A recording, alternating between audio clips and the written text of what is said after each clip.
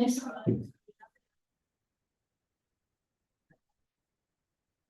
Assalamualaikum warahmatullahi wabarakatuh. Selamat siang dokter, selamat pagi teman-teman. Siang teman-teman semua. Kami dari kelompok 1 di sini akan mempresentasikan materi yang berjudul antiviral. Oke, lanjut. Anggota kelompoknya terdiri dari Filza, Tia, Tiara Arsy, Tria, Bella, Arif, Adi, Rehan, Nazil, Hasna, Anjugil, Fati, Swafik, Bang Habib, Kak Manisa, Kak Dinda, Kak Rara, dan Bang Alif. Oke, next. Oke, sebelum kita mempelajari apa itu antiviral, di sini kita harus tahu dulu apa yang dimaksud dengan virus. Virus merupakan bukanlah makhluk hidup. Namun, virus merupakan parasit intraseluler yang dimana virus itu absolut membutuhkan inang. Jadi, virus membutuhkan yang namanya host. Host di sini kita pelajari adalah manusia ya. Lalu, virus sendiri terdiri dari materi genetik, bisa RNA ataupun DNA. Jadi kayak gini. Dalamnya materi genetik, di bagian luarnya ada yang namanya kapsid. Kapsid itu terdiri dari protein. Lalu dibungkusi oleh envelope. Envelope itu merupakan membran lipid. Dan yang seperti jarum-jarum itu merupakan glikoprotein. Fungsinya untuk apa? Fungsinya untuk melekat kepada sel hostnya. Jadi virus merupakan bukan sel. Nah, sekarang kita masuk ke antivirus. Yang dimana berarti obat untuk si virus tadi. Umumnya berbentuk analog purin atau pyrimidin. Antivirus kebanyakan berbentuk prodrug, sehingga harus diaktifkan atau melalui proses fosforilasi dengan enzim di dalam sel host. Oke, nah ini adalah penggolongan dari antivirus.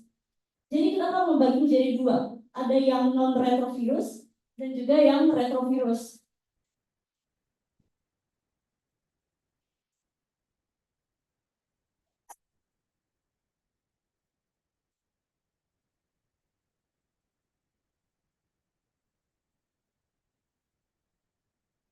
Parasit oksidat. Oksidat itu artinya mutlak tergantung sama makhluk hidup sel hidup lain. Nah di sini pada manusia, berarti sel manusia dalam pengobatannya berarti kalau dia nempel di selnya manusia, di sel hostnya, kalau pengobatan antivirus itu kan tujuannya membunuh si virusnya kan, kira-kira sel hostnya kena nggak sih? Kena efek nggak?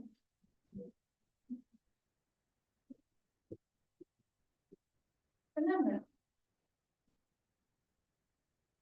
Kena. Ya, karena obat-obatan antivirus ini bekerjanya mulai dari proses dia nempel di sel manusianya sampai dia bereplikasi, dia melakukan konjugasi sampai dia rilis. Nah, di situ dan proses itu terjadi di dalam sel host, ya. Jadi makanya obat antivirus itu pada umumnya pasti ada dampak ke sel host, ke sel kita, sel manusia. Itu hanya sedikit itu pun juga secara teori nanti kalau kita pasti rata-rata itu terjadi di sini dan itu semuanya ada berada dalam fasenya fasenya dia beresplikasi ada di host ya. Ya, jadi pemahamannya antivirus ini seperti itu dan ini apa? Dia bukan seperti kayak antibiotik ya, antibiotik yang beredar di sirkulasi kita bisa bunuh-bunuhin aja tanpa mempengaruhi kita manusia ya.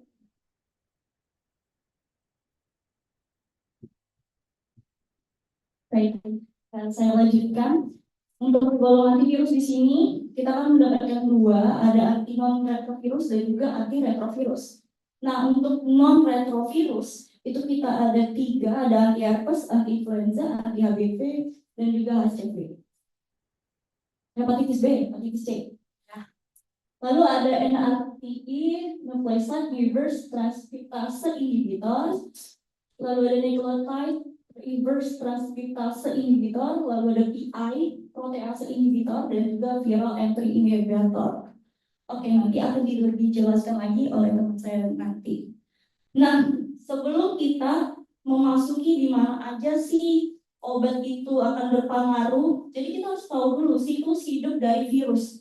Dari siklus hidup ini kita bisa tahu bagaimana kerjanya dalam obat nanti. Kita lihat dulu di sini. Yang pertama terjadinya mau penempelan dari virus tadi. Kan tadi saya sudah bilang bahwa penempelannya itu menggunakan glikoprotein ya, yang seperti jarum-jarum ini kan. Nah, terus dia bakal terjadi penempelan. Bisa setelah dia menempel, di sini terjadi penetrasi. Penetrasi itu masuknya si materi genetik, masuknya materi genetik ke dalam sel host. Di sini sel host itu ada sitoplasmanya ya, cairan sitoplasma. Lalu setelah materi genetik masuk, dia kan tadi dilindungi oleh kapsid kan. Kapsid tadi adalah lapisan proteinnya. Nah, lalu terjadi pelepasan di sini ada uncoupling. Lalu terjadilah lepaslah materi genetiknya menjadi kayak untayan kayak double helix. Kalau ini kan RNA berarti cuma satu kan. Kalau double helix berarti DNA. Terus terjadi reverse transcription. Terjadi reverse transcription ini akan mengubah si RNA menjadi DNA double helix. Lalu ini masih prosesnya di sitoplasma dari sel host ya. Setelah terbentuklah DNA, maka akan masuklah si DNA virus tadi masuk ke dalam nukleus atau yang kita sebut dengan inti sel. Di inti sel ini akan terjadi proses yang namanya integrasi. Nah, dia akan bersama dengan DNA si host tadi, lalu akan terbentuklah proses transkripsi. Di sini ada terbentuk viral genom RNA, ada mRNA juga, messenger RNA. Lalu terbentuklah translasi, jadi mana terbentuklah virus yang baru. Nah, di sini kan kita menceritakan siklus hidup si virus, berarti terbentuklah replikasi atau perbanyakan dari si virus tadi. Lalu terjadilah assembling, penyatuan dari materi-materi genetik DNA dari host dan juga dari virusnya, lalu keluarlah si virus tadi. Terbentuklah major virus.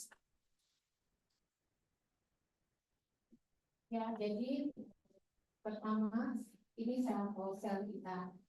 Si virus akan melakukan fusion. Fusion itu artinya dia menempel. Kemudian dia akan masuk ke dalam sel host. Ini disebut penetrasi. Kemudian akan si virus pembungkusnya itu hanya sebungkus envelop, bukan berupa membran, bukan berupa dinding sel. Lepas materi genetik dia berupa RNA.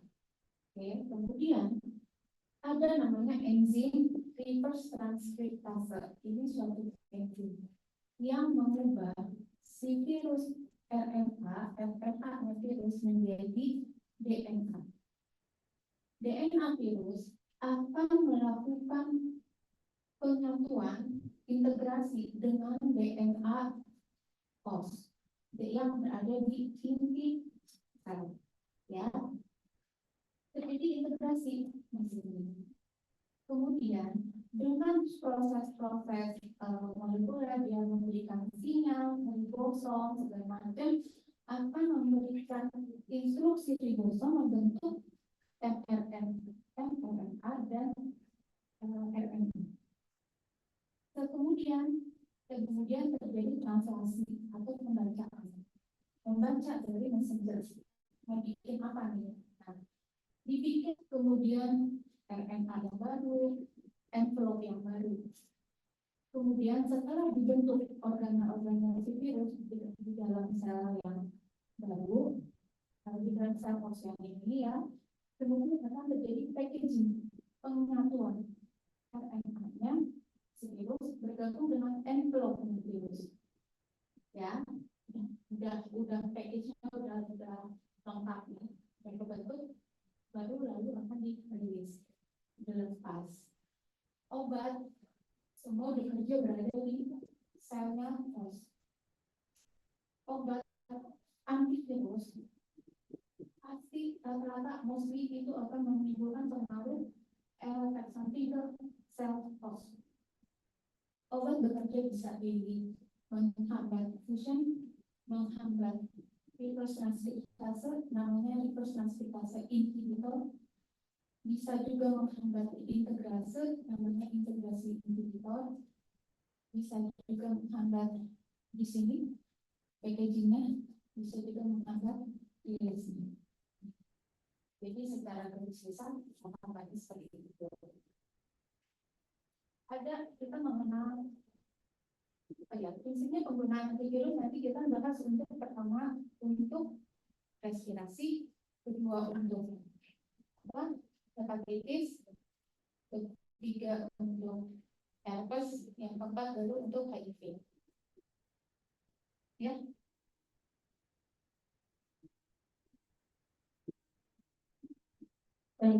Untuk setelah dijelaskan oleh dokter tadi, ini adalah untuk obat-obat yang akan bekerja berdasarkan siklus hidupnya si virus tadi.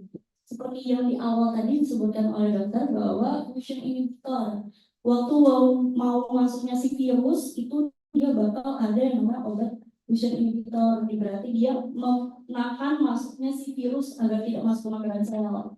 Ada juga yang bekerjanya waktu di uncoating, jadi materi genetiknya nggak nyampe jadi RNA, itu ada amantadin. Terus ada juga yang bekerja waktu di enzim reverse transcription. Ini berarti nama obatnya reverse transkriptase inhibitor. Lalu ada juga yang di fase integrasi. Nah, untuk yang reverse transkriptase ini dia ada dua jenis. Yang waktu di sini, jadi dia bakal ada yang namanya NRTI atau nucleoside reverse transkriptase inhibitor, dan juga ada yang non-nucleoside reverse transkriptase. Jadi kalau yang NRTI di sini kerjanya kalau yang reverse di reverse enzim reverse-nya. Oke. Kita masuk ke anti non-retrovirus. Yang pertama, yaitu anti herpes. Jadi obatnya itu kan sebagai obat pengendalian. Nah, dia bakal memberikan mempengaruhi penyakit seperti herpes oral, HSV1, HSV2, terus ada juga varicella zoster, ada juga cytomegalovirus. Nah, untuk obat herpes sendiri di sini kita punya 4, ada acyclovir, valacyclovir, famciclovir, dan juga foscarnet. Untuk acyclovir sendiri adalah obat virus antivirus yang sering digunakan untuk mengobati herpes. Tersedia dalam bentuk tablet, krim topikal, dan suntikan.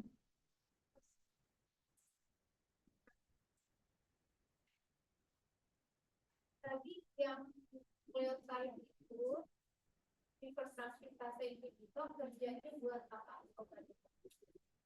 Untuk memastikan perubahan. Iya, jadi penyakit apa? Tadi yang gambaran tadi. Nah, itu buat untuk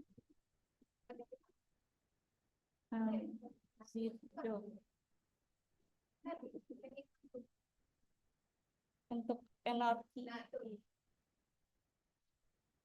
Untuk HIV dong. HIV. HIV. Ya, HIV. Sama bisa untuk juga ya.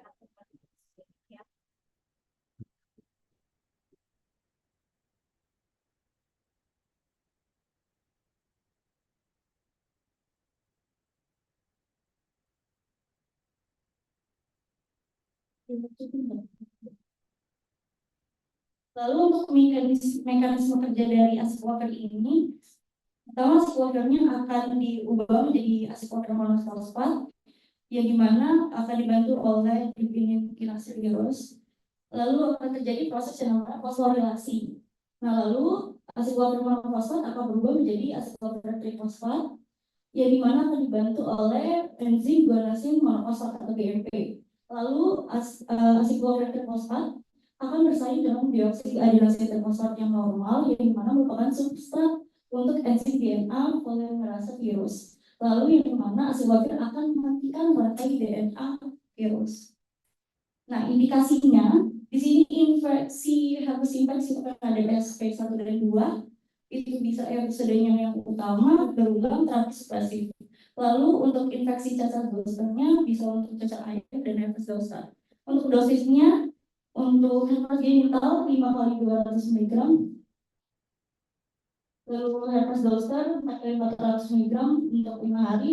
Lalu ada keratitis herpetik, ada altan krim 3%, lalu herpes labialis bisa krim 5%, lalu ada hepatitis encephalitis IV intravena 30 mg kali kilogram BB per hari.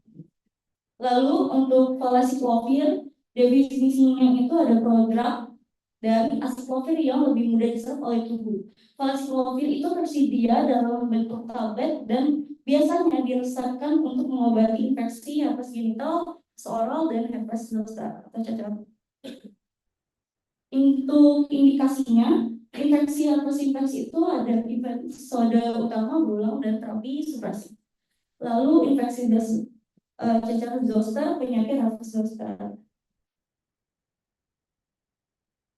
Nah, lalu efek samping dari valacyclovir sama seperti yang diharapkan dengan acyclovir tadi, namun kasus purpura trombositektoniknya, trombotik atau sindrom uremik hemolytik TTP atau BUS yang parah dan bahkan fatal telah dilaporkan pada pasien AIDS dan penerima transplantasi yang mengkonsumsi PACP dosis tinggi. Lalu PACP valacyclovir.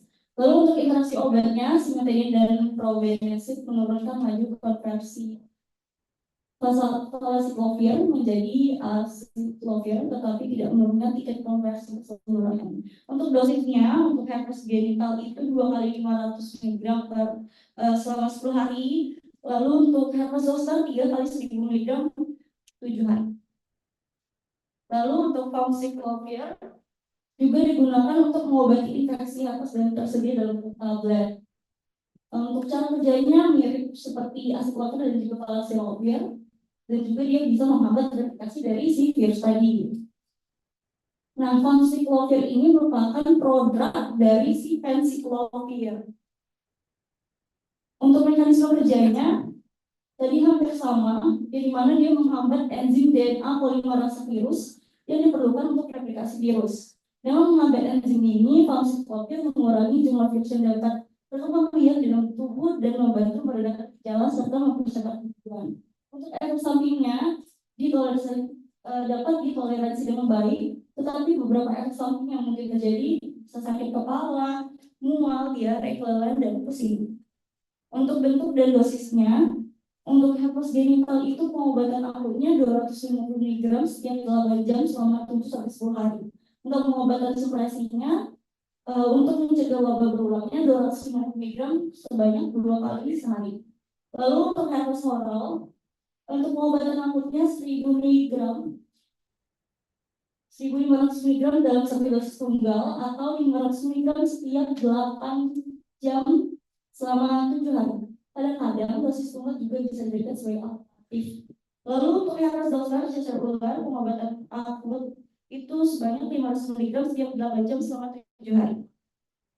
Dan yang terakhir ada foscarnet. Foscarnet adalah obat antivirus yang digunakan untuk mengobati virus herpes juga untuk kasus-kasus yang sulit diobati dengan obat acyclovir. Umumnya itu bisa digunakan pada infeksi HSV, herpes simplex virus yang resisten terhadap acyclovir ataupun cytomegalovirus CMV. Untuk mekanisme kerjanya, dia menghambat enzim yang diperlukan untuk replikasi virus, yaitu DNA polimerase juga. Lalu untuk efek sampingnya, dia bisa menyebabkan beberapa efek samping seperti gangguan ginjal, nephrotoxicity, penurunan kadar kalsium darah, hipokalsemia, dan masalah elektrolit, nyeri ataupun iritasi di tempat tidur. Lalu untuk bentuk dan dosisnya, umumnya diberikan dalam bentuk IV intravena. Untuk infeksi herpes simplex itu dosis awalnya 40 mg per kilogram berat badan setiap 8 jam dalam infus IV selama 2-3 minggu, tergantung pada respon klinis dan hasil tes laboratorium. Untuk dosis pemeliharaan setelah fase awal, dosis dapat dikurangi berdasarkan respon dan toleransi pasien. Untuk infeksi sitomegalovirusnya, dosis awal itu 60 mg per kilogram badan setiap 8 jam dalam infus intravena selama 2 minggu. Dan kemungkinan memperpanjang tergantung pada respon klinis. Oke, selanjutnya untuk antivirus untuk influenza akan dilanjutkan oleh Kak Maisa. Silakan.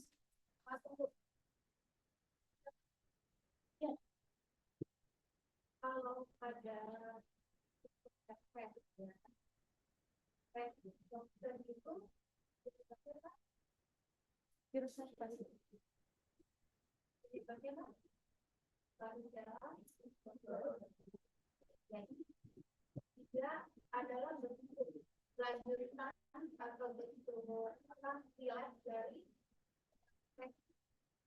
dari varicella, bukan dari dokter ya, tapi dari varicella cacar airnya kan. Nah, jadi bentuk relaksnya ini bisa menjadi varicella zoster itu karena biasanya ada usia lansia atau imuno ya.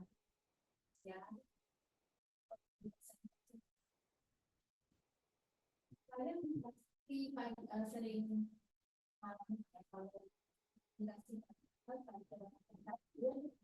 dan dikasih juga salep, mekanisme apa salep apa namanya? Kalau kasih kopi ya, terus dikasih obat pilnya juga ya. Kira-kira efektivitas siklofir topikal itu bagus atau bagaimana? Itu memang efektif, memang diperlukan sesuai dengan ada guideline-nya, memang efektif dengan vaksinasi berkala ya bagaimana? Yang pernah baca. Nah, jadi untuk siklofir topikal memang tersedia, tetapi efektivitasnya itu masih dubian. Jadi nggak wajib kalian ngasih itu, yang kalian kasih ya orangnya memang.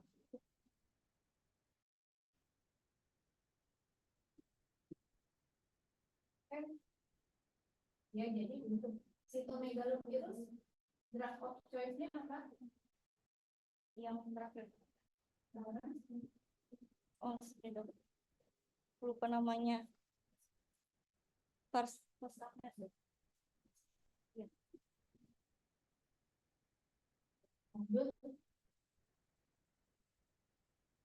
Nah, untuk influenza ini indikasi antivirus influenza biasanya pada kondisi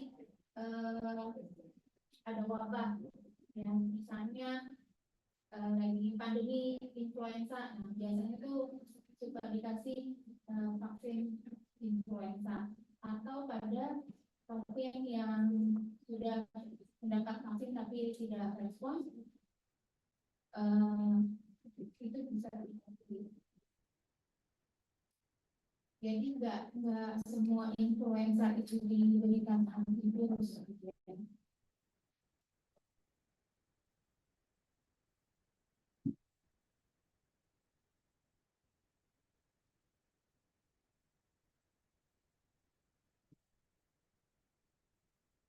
Selanjutnya itu ada antivirus untuk influenza. Influenza yang lebih dikenal dengan sebutan flu merupakan penyakit menular yang disebabkan oleh virus RNA dari famili Orthomycoviridae virus influenza yang menyerang unggas dan mamalia.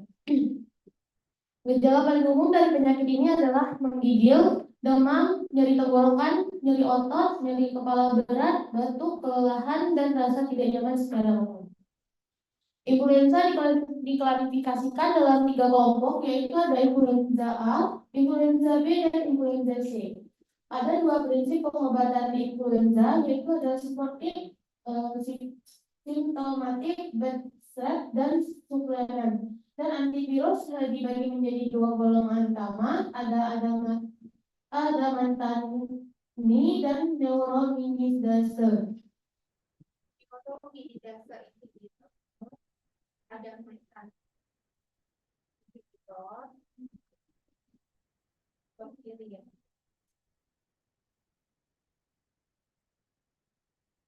Hamadatana, indikator, itu ada dua, amatadin dan limatadin. Yang pertama itu ada indikasi antivirus influenza A, Parkinson, dan amatadin. Yang kedua itu ada farmakokinetik, mudah diserap dari saluran pencernaan, distribusikan secara luas ke dalam jaringan tubuh, dan di metabolisme di hati. Mekanisme kerja obat memblokir saluran ion M2 influenza A, menghambat replikasi virus amatadin. HO-nya itu adalah hipotensi, hipotensi ortostatik, sinkop, edema perifer, pusing, delusi, halusinasi, jantung, pertama, dan sembelit.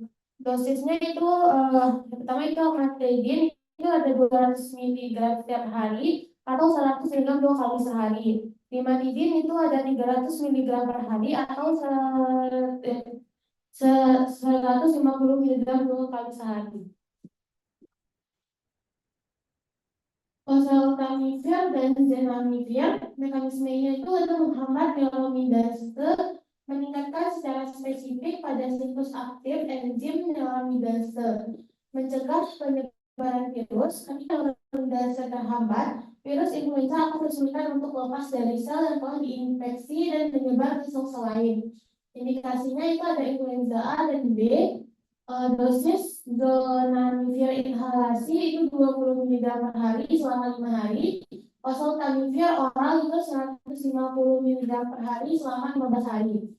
PK T1/2 6 sampai 10 jam, eliminasi via urin, zenamivir, KLU, asma atau bronkospasme. SO-nya itu ada 2, muntah, sakit perut, sakit kepala, diare, demam, batuk, dan insomnia. Ribavirin, indikasi influenza A dan B, antiviral yang sering digunakan dalam kombinasi dengan interferon alfa untuk mengobati hepatitis D kronis.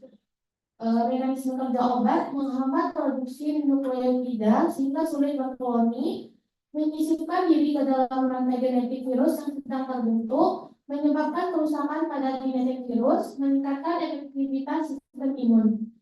SO-nya itu ada anemia hemolitik, peningkatan risiko gatal, ruam, batuk, serta efek samping neuropsikatri, misalnya itu ada insomnia. Dosisnya PO 800 sampai 1200 mg per hari, HCP-nya itu ada aerosol, larutan 20 mg per mili. Selanjutnya itu ada antivirus untuk hepatitis. Virus untuk influenza itu hanya diindikasikan jika tadi terjadi wabah atau dia alergi terhadap paket influenza. Jadi kalau artinya kalau dia kena influenza, kita bisa memberikan anti-influenza. Terus influenza. Secara garis besar dia dibagi dari 3 golongan ya. Apa? Influenza A, influenza B. Apakah kamu juga apa? Ada influenza A. Enggak, obat. Tadi obatnya ada namanya ribavirin. Golongan ribavirin bisa untuk hepatitis D, bisa untuk respiratory syncytial virus, RSV pernah dengar? Ya ini virus yang menyerang anak-anak ya. Jadi influenza pada anak-anak itu disebabkan oleh RSV. Ya, kedua golongan yang bekerja di ribavirin ini kerjanya menghambat peptid itu penggabungan asam nukleatnya tadi dengan enzimnya. Dia menghambat di situ. Itu si ribavirin. Terus neuraminidase itu menghambat di rilisnya si virus. Jadi virus-virus yang matang nggak bisa keluar, nggak bisa lepas ke sirkulasi. Terus yang neuraminidase tadi yang apa? Contohnya oseltamivir sama zanamivir. Terus ya satu lagi golongan Nah, golongan ada mate ini, mantadin dan rimantadin, ini dia bekerjanya di menghambat di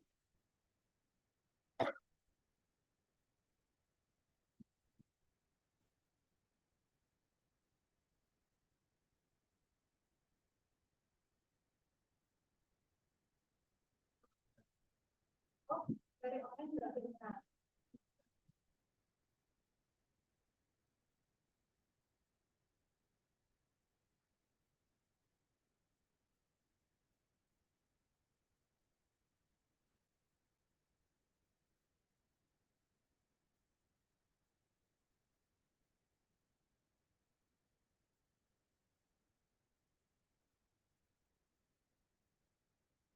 Jadi tadi kita enggak belajar obat ini enggak yang semerta-merta oh ya obatnya udah ini aja kayak gitu, tapi kita enggak paham klinisnya buat apa. Jadi jangan begitu ya. Jadi farmakologi itu bukan yang ini mati kayak ngapalin buku tapi nggak tahu gimana segala macam, bukan. Kalian sebagai farmakologi itu sebagai ilmu tambahan, ilmu pendamping kalian belajar klinis. Kalian belajar klinis, tapi kalian nggak tahu obat, nggak tahu cara rasionalitasnya sama si obat, itu nggak tepat seperti itu ya. Jadi kalian belajar farmakologi supaya kalian bisa rasional kalau ngasih obat. Karena pilihannya banyak. Jadi nggak semuanya kalian mesti kasih ya. Nah, jadi kalau tadi antivirus, kalau ada wabah ataupun orang dengan yang severe virusnya, influenzanya, terus dia divaksin nggak bisa karena dia alergi. Dan jika obatnya ada, kita bisa berikan obat antivirus ini. Kita juga harus tahu bahwa obat ini akan mencederai sel kognitif sel si orang itu sendiri ya, jadi bukan sel virusnya aja. Nah, jadi tadi penggolongannya anti influenza itu bekerjanya ada yang menghambat pelepasan, ada yang menghambat di penggabungan RNA dengan envelope-nya, ada yang menghambat ada mantan di mana mencegah rilis ya gitu. Jadi ada yang kerja obatnya bisa diberikan tablet, ada yang bisa diberikan aerosol ya.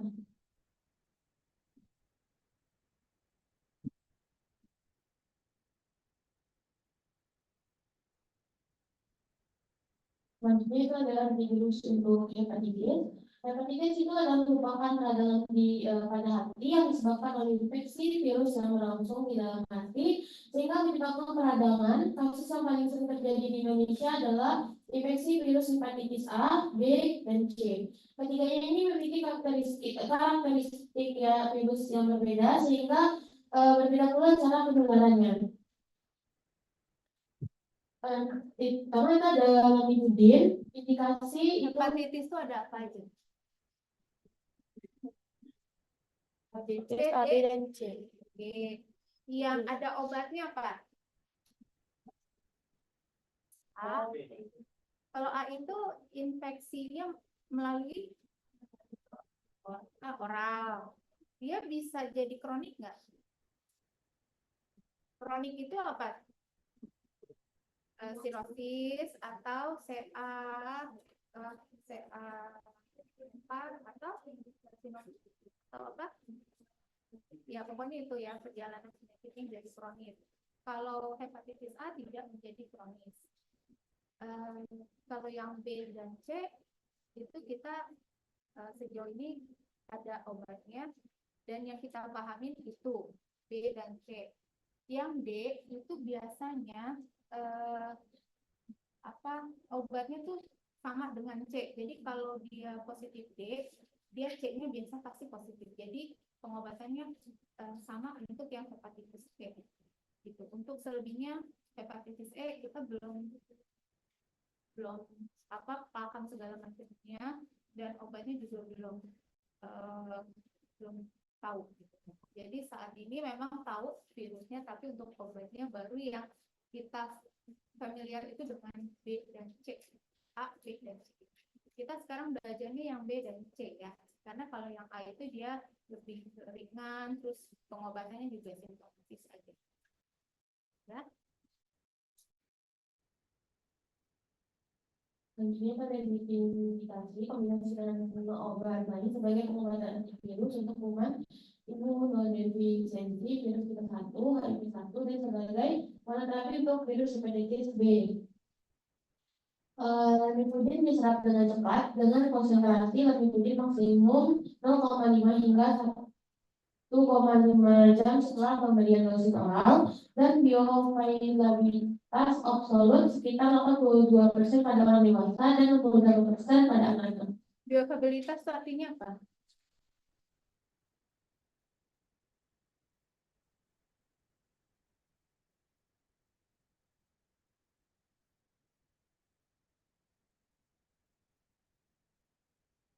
Apa? Siapa? Kamu? Bioavailabilitas apa? Membuat obat. Kenapa? Proses obat. Proses apa? Proses obat. Untuk proses yang absensi. Apa? Bioavailabilitas?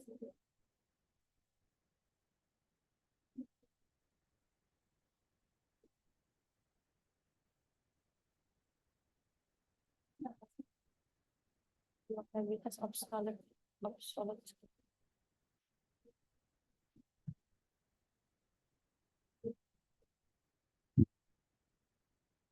Jadi lamivudin diserap dengan cepat, tapi absorpsinya cepat. Dengan konsentrasi maksimum 0,5 sampai 1,5 jam. Dengan pengertian setengah sampai 1,5 jam, obat ini akan mencapai konsentrasi maksimal. Jadi konsentrasi paling tinggi itu belum bisa tercapai dalam waktu 1,5 jam. Itu konsentrasi ini yang 0,5 sampai 1,5 jam itu artinya. Nah, bioavailability 68%, 82 sampai 68% ini artinya ketersediaan hayati, ketersediaan obat di dalam tubuh. Obat itu bekerja di mana? Di sirkulasi, artinya di pembuluh darah, sirkulasi, atau di jaringan. Kamu gimana? Obat kerjanya di mana? Sirkulasi. Kamu? Di sirkulasinya? Sirkulasi berarti di pipa-pipa pembuluh darah itu? Ya, beredar di situ. Kerjanya di situ. Ada reseptornya di situ. Jadi kerjanya di mana? Jaringan, di sel kan? Dia masuknya ke sel-sel kan? Sel-sel di organ-organ yang ada reseptornya kan? Nah, obat itu berarti yang dimaksud bioavailabilitas yaitu persentase obat beredar di jaringan. Itu maksudnya, ya, bukan di sirkulasi. Jadi pada orang dewasa obat ini bisa mencapai 82% itu bisa beredar, bisa dipakai di dalam tubuh, beredar di jaringan. Ya, biasanya seperti itu. Kalau half-life tahu ya? Tahu ya? Artinya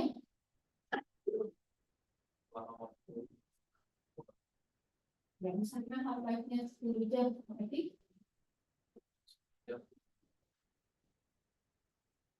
nah, 50% ya. 10 jam kedua jadi 25%.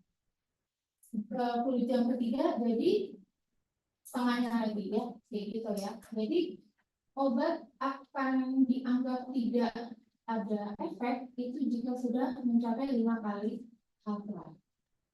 Ya. Contohnya pada misalnya nih atlet-atlet yang mau doping Kalau dia habis minum obat, nanti dia misalnya mau ambil alternatifnya, tinggal hitung aja 5 kali half life-nya itu dia di pasti nggak akan terdeteksi. Tuh.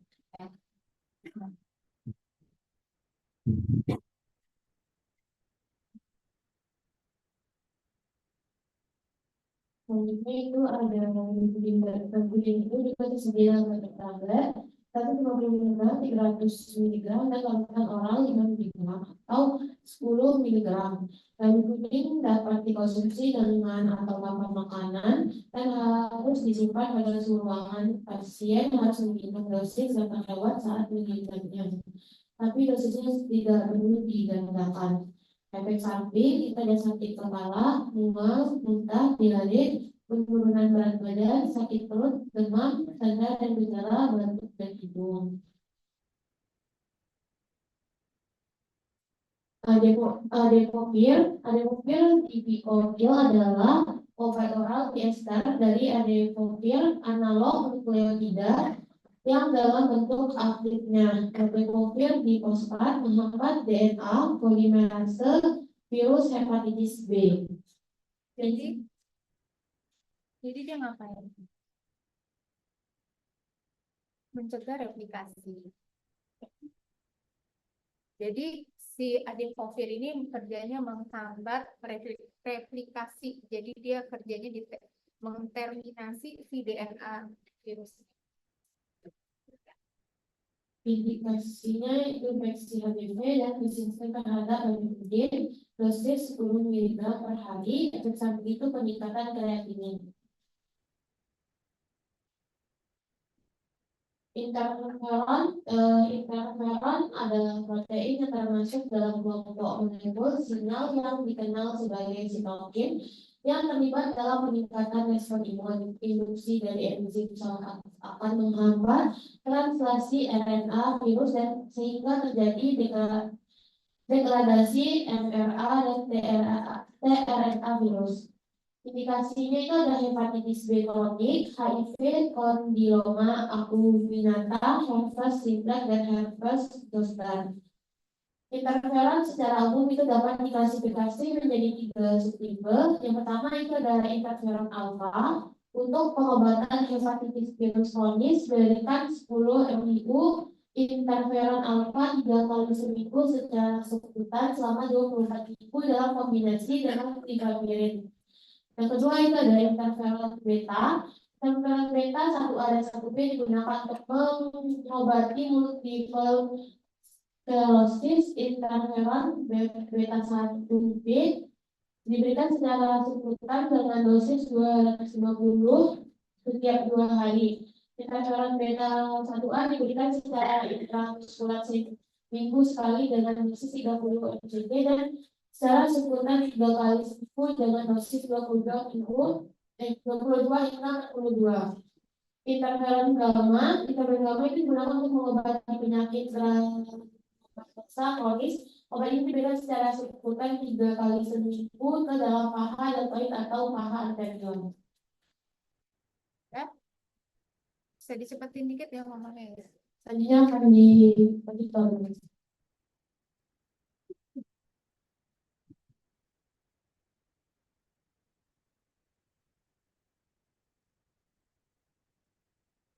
Habis ini pulang ya? Nggak ada pulang ya? Nggak ada kuliah lagi kan?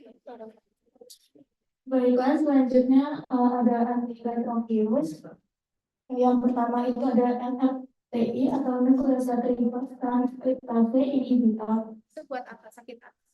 Untuk hepatitis. Hah? Untuk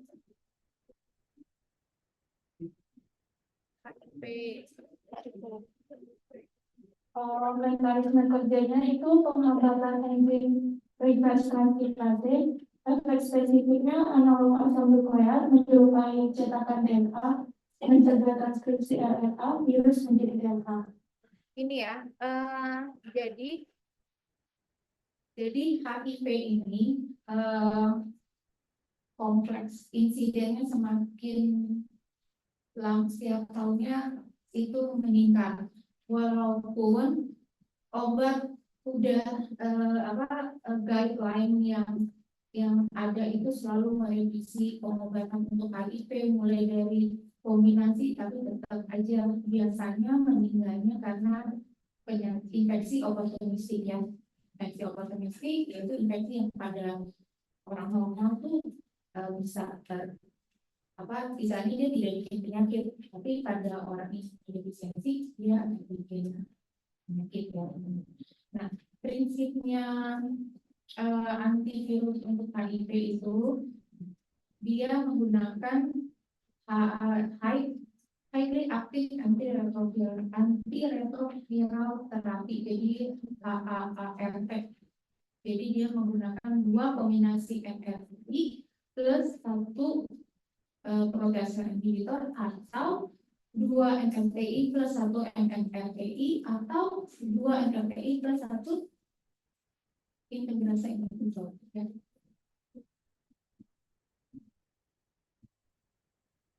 Yang pertama itu adalah zidofudin, analog timidin atau azidotimidin. Mekanisme kerjanya menghambat enzim reverse transkriptase virus setelah gugus AZT pada zidofudin mengalami fosforilasi. Efek samping obatnya ada anemia, neutropenia, sakit kepala, mual, insomnia, dan mialgia. Interaksinya stafudin dan zidofudin memperlihatkan hubungan mutual antagonis karena bersaing dalam jalur aktivasi yang sama.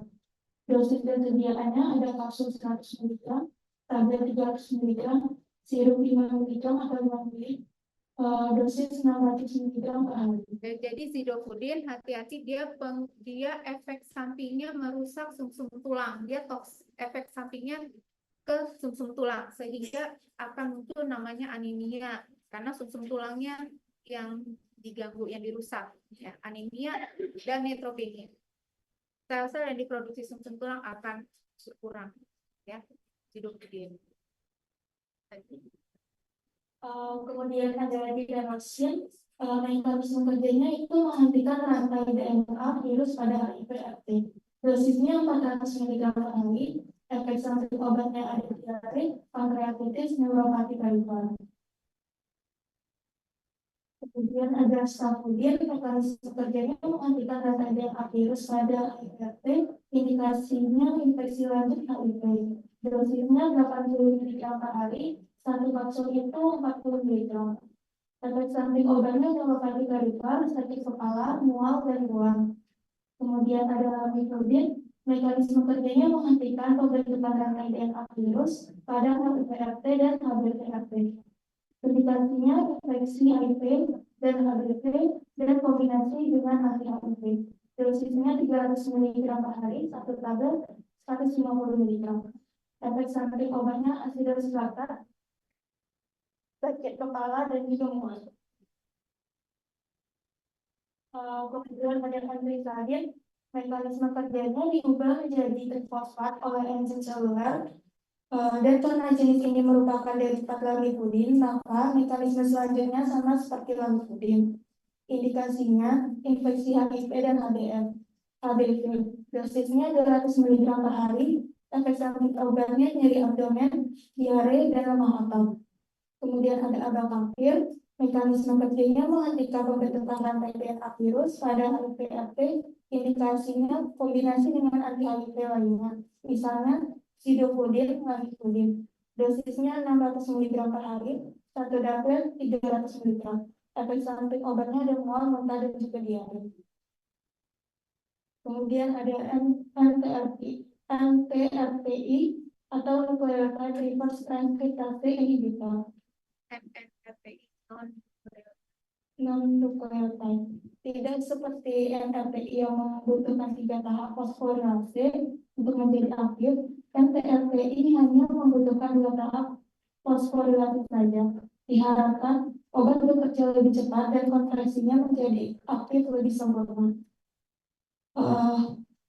Ada tenofovir disoprofil. Mekanisme kerjanya bekerja pada HIV/AIDS dan HBV/AIDS dengan cara menghentikan pembentukan rantai DNA virus. Spektrum aktivitasnya infeksi tipe 1 dan 2 dan juga HBV. Indikasinya infeksi HIV HIV dalam kombinasi dengan anti-HIV lainnya. Tidak boleh dikombinasikan dengan lamivudin dan juga favipiravir.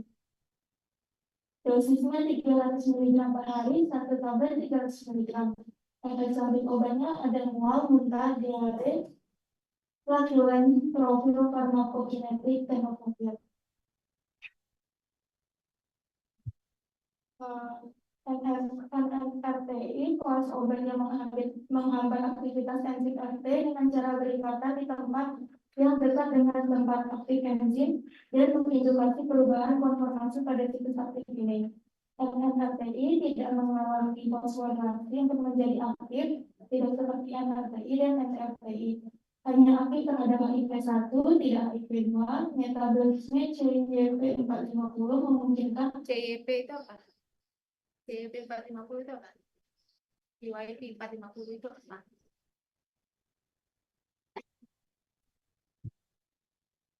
Jadi kalian kalau baca, kalau nggak ngerti istilah istilahnya nanya ya. Jadi CYP 450 adalah enzim yang ada di hati yang fungsi. Dia banyak macam-macamnya. CYP 34, CYP 2D6, macam-macam. Dan tempat-tempat itu enzim-enzim itulah yang bekerja metabolisme obat-obatan, termasuk obat, termasuk makanan segala macam ya. Nah, obat itu spesifik dia enzim yang memetabolismenya. Ada istilahnya inducer atau induksi CYP, ada lagi istilahnya inhibisi. Obat yang menginduksi CYP, contohnya rifampicin, dia itu menginduksi CYP 34 kalau nggak salah. Efek dari si rifampicin ini menginduksi itu, dia juga menjadi substrat dari CYP itu, sehingga obat yang di metabolisme itu akan sangat cepat, dan obat efeknya adalah zat aktif yang dihasilkan dari metabolisme itu akan sedikit karena sangat cepat dia metabolismenya. Dan metabolisme obat itu pada umumnya dia bisa aja menjadi aktif, inaktif, sama menjadi less aktif, tergantung jenis obatnya. Kalau obat prodrug, dia akan di metabolisme menjadi aktif. Kalau obat yang sudah aktif, dia di metabolisme akan menjadi bentuk inaktif atau kurang aktif.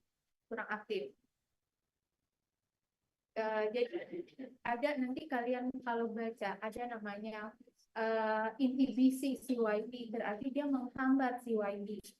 Kalau dia menghambat CYP, dia tidak akan konsentrasi yang ada zat obat aktif yang beredar di dalam tubuh itu sangat banyak, karena yang metabolismenya itu enzimnya dihambat reseptornya.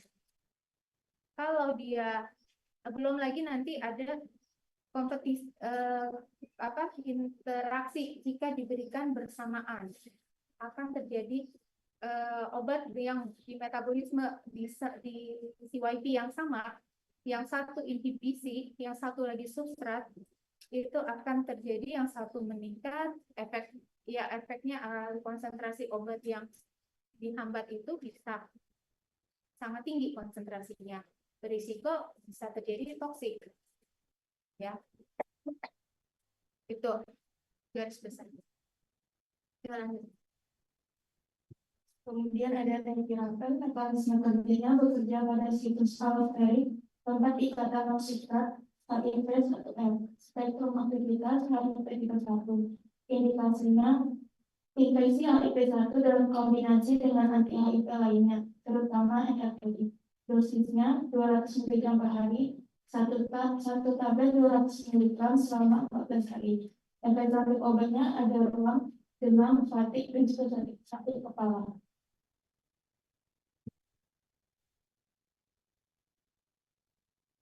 Nah, ini efavirenz ya. Efavirenz adalah salah satu contoh inducer dari CYP 450. Kemudian ada efavirenz, mekanisme kerjanya tempiramen. spektrum aktivitasnya HIV tipe 1, indikasinya infeksi HIV-1 dalam kombinasi dengan anti-HIV lainnya, terutama MRTI dan MPRTI. Dosisnya 600 mg per hari, 1 tablet 600 mg. Efek samping obatnya ada sakit kepala, sulit konsentrasi, dan juga ruam. Selanjutnya akan dilanjutkan oleh Pak Iman.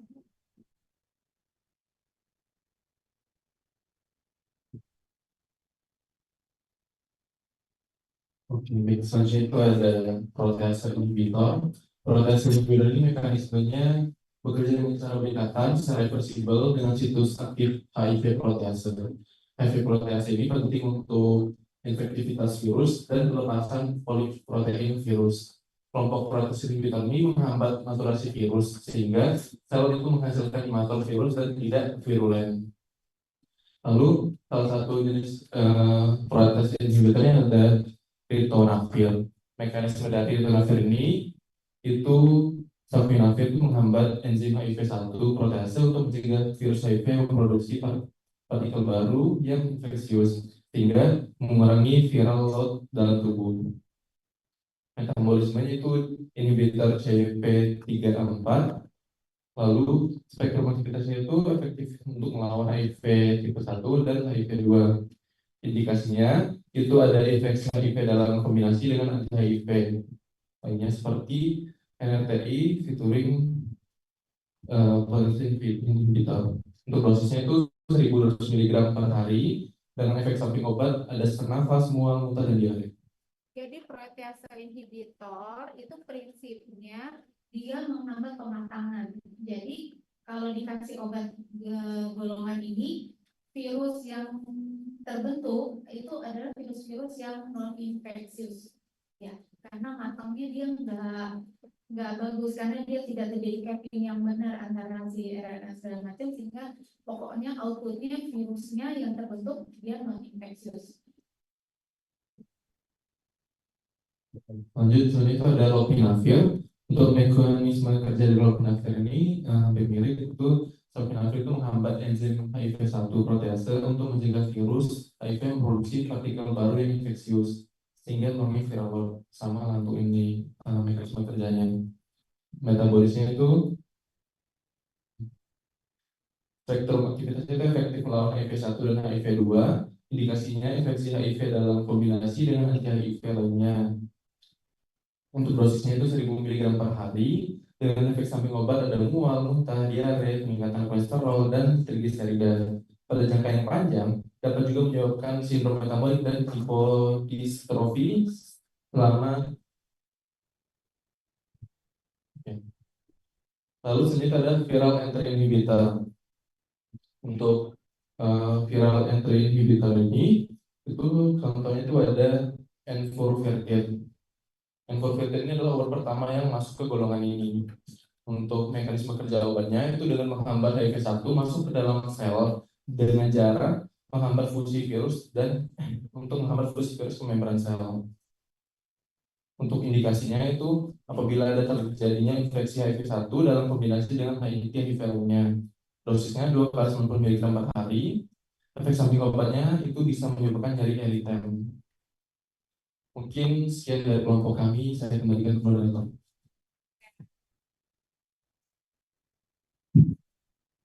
Terima kasih untuk presentasinya. Ada yang saya tambahin ya, pada protease inhibitor itu pada umumnya tadi outputnya jelas ya tadi dia akan hasilnya jadi membentuk virus yang infeksius. Efek sampingnya itu rata-rata sama, dia bottleneck ya, bisa apa yang di belakang puntuk ini lemaknya gitu, nah itu kayak bottleneck gitu, karena dia ini obat yang golongan PPI ini diabsorpsinya, diminumnya itu pada umumnya bersama dengan makanan yang tinggi lemak. Karena dengan makanan tinggi lemak, absorpsi obat golongan PI ini bagus pada umumnya, ya. memang tidak semua obat jenis dengan protease inhibitor ini memberikan bioavailability yang atau absorpsi yang bagus pada saat dikonsumsi bersama lemak, tapi mostly seperti itu. Makanya dia efek sampingnya terjadi gangguan pada distribusi lemak, terjadi itu ya bottleneck, terus lipidemia, terus ya selain kayak gangguan GI tract, dia juga bikin parestesi, kebas, ya. Glikosida tinggi, glukosa tinggi, kolesterol tinggi. Nah, oke, saya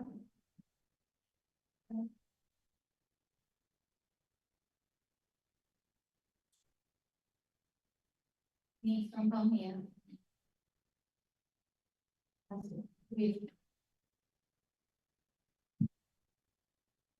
Laki-laki 30 tahun dengan HIV. Dia diobati dengan HIV aktif dan terapi, berarti kombinasi ya dari HANP, HIV aktif antiretroviral terapi ya. Jadi kombinasi dari regimen dari HAT ini tadi yang saya bilang 2 MRTI plus 1 PI atau 2 MRTI plus 1 MNRTI atau 2 MRTI plus 1 integrasi inhibitor. Nah, udah dapat obat itu ya. 4 minggu setelah dikasih obat, dia datang ke rumah sakit dengan keluhan demam, merah, panas, terus keluhan di GI tract-nya nggak enak, perutnya mual, lambung segala macam. Kira-kira obat apa yang bikin yang mempunyai efek samping seperti itu?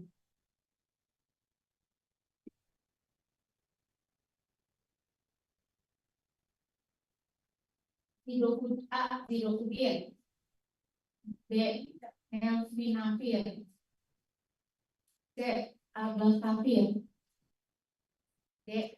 Efavirenz, E. Darunavir, yang mana?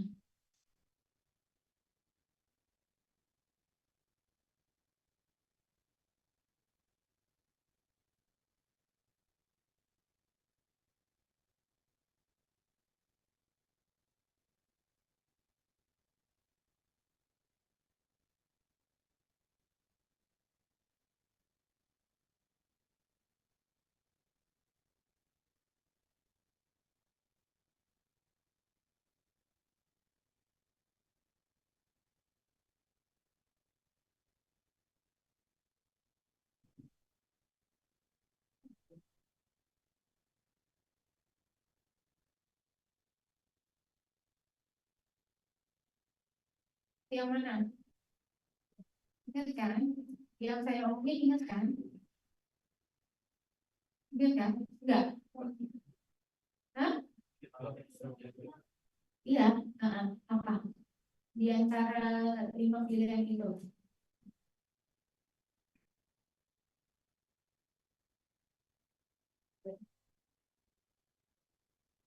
Apakah hidrokudin? Bukan. Kenapa? Kalau hidrokudin bikin apa? Oke. Terus kalau nelfinavir bikin apa?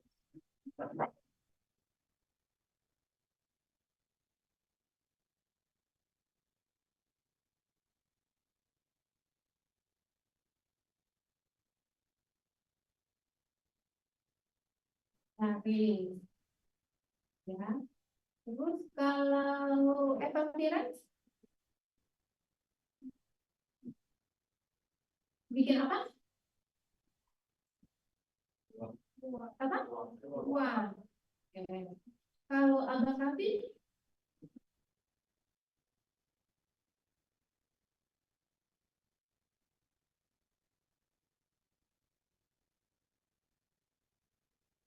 Ya, bikin apa?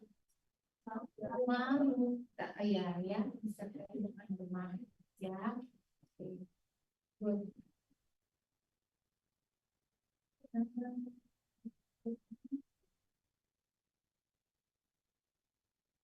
Laki-laki 75 tahun. Dia datang dengan PPOK. Terus dia didiagnosis karena dia berobat terus didiagnosis influenza.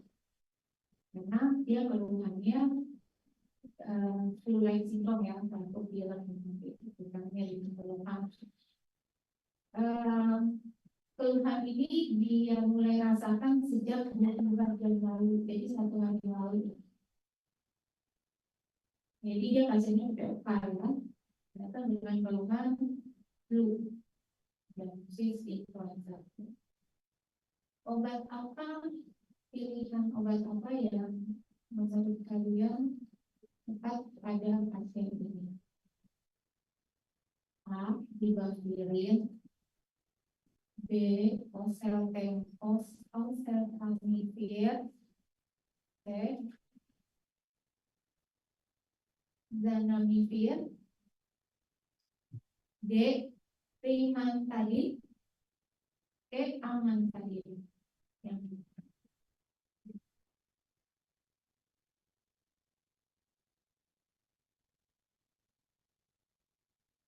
kalau ribavirin influenza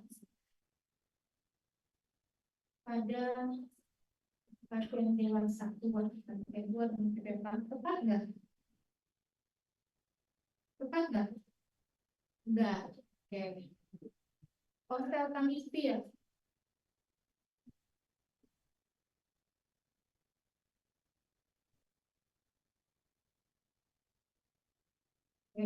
Oke, kita skip dulu. Zanamivir. Zanamivir bisa nggak diberikan pada pasien 75 tahun dengan PPOK? Zanamivir itu tersedia dalam bentuk sediaan inhalasi. Tidak rekomendasi. Tidak rekomendasi. Terus kalau rimantadin dan amantadin,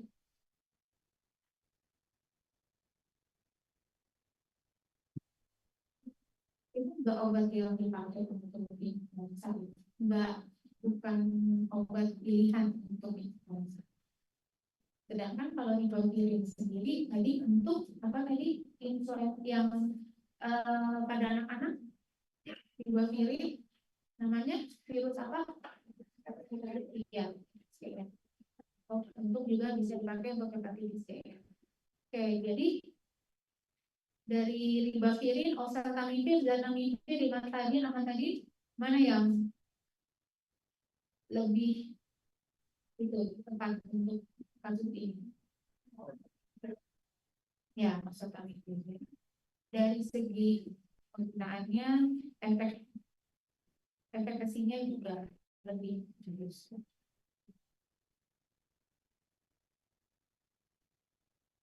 Pasien perempuan 24 tahun dengan herpes genital. Jadi diakibatkan infeksi herpes simplex virus. Obat apa yang tepat untuk pasien ini? A. Valaciclovir, B. Cidofovir, C. Ganciclovir, D. Zanamivir, E. Lamivudine.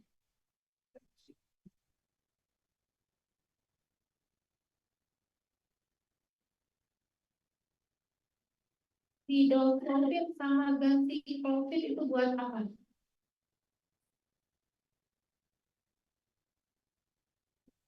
Untuk sitomegalovirus. Ya, cidofovir sama ganciclovir. Ingat. Terus zanamivir. Zanamivir itu buat influenza. Lamivudin buat untuk HIV dan hepatitis B. Oke. Jadi pilihan dari valacyclovir, sidofovir, ganciclovir, dan lamivudin untuk terapi herpes genital yang tepat adalah valacyclovir. Oke. The last question. Pasien perempuan hepatitis B. Kronik ini. Terus dia udah dapat pengobatan, ternyata dia muncul keluhan nefrotoksik. Berarti damage di jantung.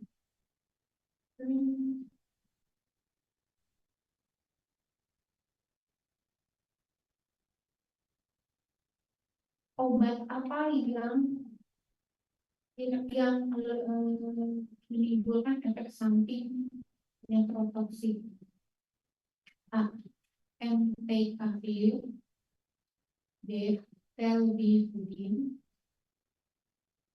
C. Lamivudin, D. Adefovir. Oke, ayo. Iya, pintar banget. Ya. Oke, berarti kalau kayak gini ujiannya selesai deh. Ya, pokoknya kali jangan ada maklumnya yang nilainya jelek. Dia nggak menggambarkan, saya kasih kisi-kisi. Kalian tuh bukan kayak kisi-kisi, soalnya benar yang saya kasih, ya kan ya? Jadi jangan sampai ada yang ini ya.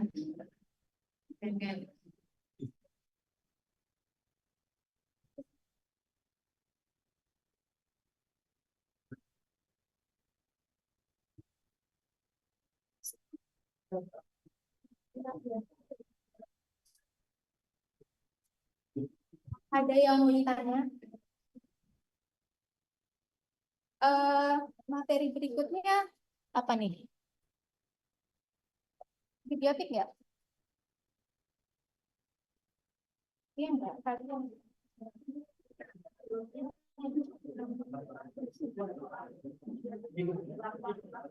Sekian dulu dari saya. Terima kasih atas perhatian.